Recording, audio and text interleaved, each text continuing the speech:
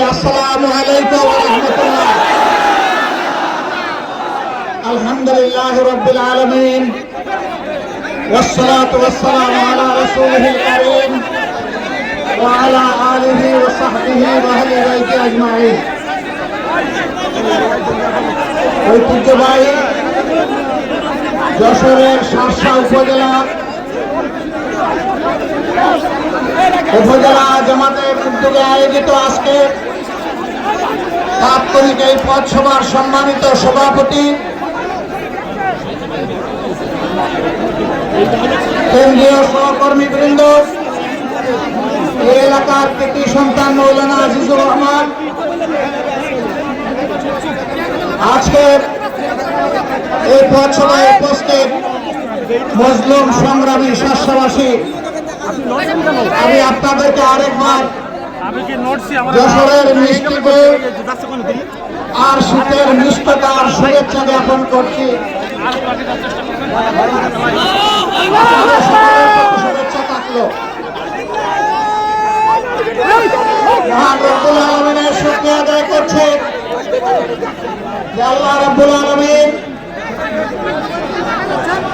তো মেহেরবানিতে বাংলাদেশের মুসলিম জনগণের মধ্য থেকে যারা জুলুমের শিকার হয়ে দুনিয়া থেকে বিদায় নিয়েছেন, স্বৈরাচারী সরকারের হাতে তাদের তাজা রক্ত 18 কোটি মুসলিম মানুষের চোখের পানি আল্লাহ তাআলা মেহেরবানি করে মঞ্জুর করেছেন। আলহামদুলিল্লাহ।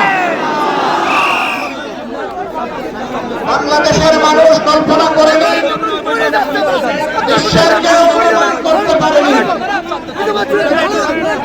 আরে যশোরে এত ভালো মানুষ কথা বলেছেন, ছেলে তুমি কে কথা বলবো না, এই বলুন চেহারা আমার দরকার নাই, যে বেশি কথা বলে। মাথা ঠান্ডা করো ভাই।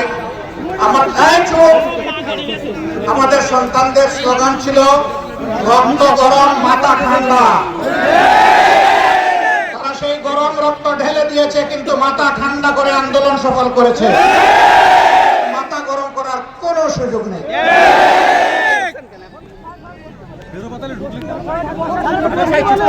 সবাই বসতে পারবে না, যে যেভাবে আছেন দাঁড়ায় থাকেন। আমরা বেশ সময় কথা বলবো না, কারণ এটা একটি রাজপথ। মানুষের কষ্ট আমরা বাড়াতে চাই না। আল্লাহ তাআলা আল্লাহ মেহেরবানি করে আমাদেরকে মুক্তির সাথ দিয়েছেন। আসুন সবাই মিলে সে আল্লাহ শুকরিয়া আদায় করি। আলহামদুলিল্লাহ। আসমান জমিনের মালিক, তুমি সাক্ষীতে থাকো, আমরা তোমারই শুকরিয়া আদায় করছি।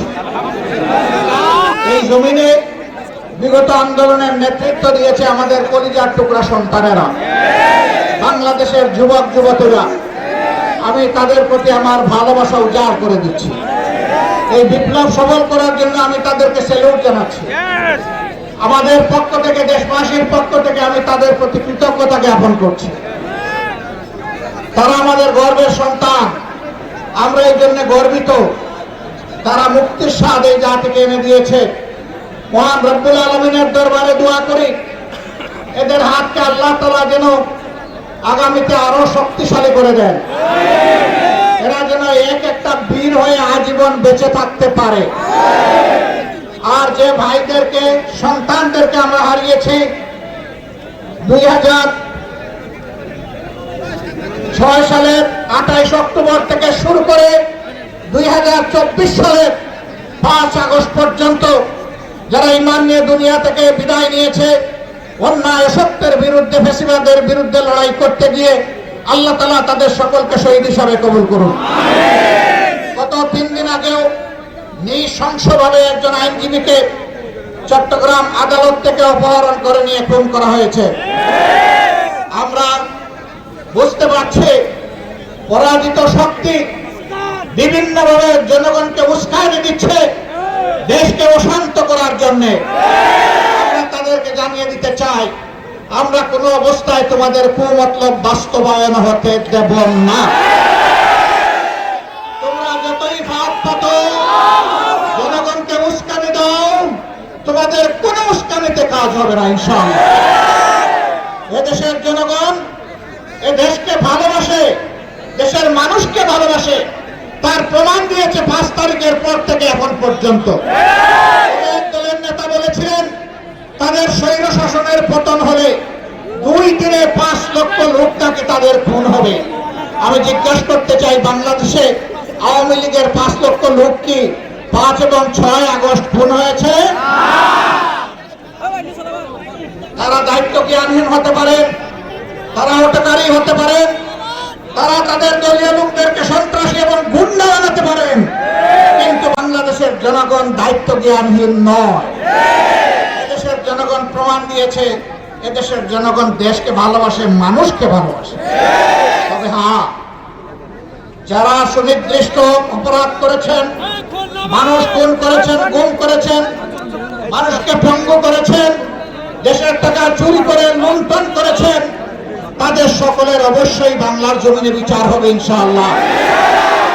কারণ ওদের যদি বিচার না হয় তাহলে বিচারহীনতার সংস্কৃতি প্রতিষ্ঠিত হবে, আজকের চোর আগামী দিনে ডাকাতে পরিণত হবে। আমরা রাষ্ট্রের সম্পদ, জনগণের সম্পদ কেউ আর ডাকাতি করুক তা দেখতে চাই না। এই জন্য এই বিপ্লব, এই অভ্যুত্থানের সাথে সাথে আমরা আমাদের দলীয় সহকর্মী সহ দেশবাসীকে অনুরোধ জানিয়েছিলাম, শান্ত থাকুন, ধৈর্য ধরুন, দেশ গড়ায় অংশগ্রহণ করুন। আলহামদুলিল্লাহ, জনগণ শান্ত থেকেছে, ধৈর্য ধরেছে। আমরা আমাদের দলীয় সহকর্মীদেরকে কঠিনভাবে নির্দেশ দিয়েছিলাম, কোথাও কোনো মানুষের জীবনের উপর, ইজ্জতের উপর, সম্পদের উপর আমাদের হাত যেন সেই দিকে না পড়ে। আলহামদুলিল্লাহ, আল্লাহ শুকরিয়া, বাংলাদেশের 56,000 বর্গ মাইলের কোথাও 1 ইঞ্চি জমি থেকে আমাদের কাছে কোনো অভিযোগ নেই আমাদের প্রিয় সংগঠন কোথাও চাঁদাবাজি, দখলদারিতে লিপ্ত হয়েছে। আমাদের কৃতিত্ব নয়, যে মওলা আমাদেরকে সুযোগ দিয়েছেন এটা একান্ত তারই কৃতিত্ব। আরেকবার আল্লাহ তাআলার শুকরিয়া আদায় করি। আমরা দেশকে ভালোবাসি, আমরা দেশকে ভালোবাসি, ভালোবাসার প্রমাণ আরো দিতে হবে। আগামীতে আরো অনেক ষড়যন্ত্র হবে, উস্কানি হবে, সকল ষড়যন্ত্র এবং উস্কানির মুখে চরম ধৈর্য ধারণ করতে হবে। ধৈর্যের পরীক্ষা আমাদের শেষ হয় নাই, দুনিয়া যতদিন থাকবে মুমিনদেরকে ততদিন ধৈর্যের পরীক্ষা দিতে হবে ইনশাআল্লাহ। আপনারা এই 700 সেই ধৈর্যের পরীক্ষা দিতে রাজি আছেন?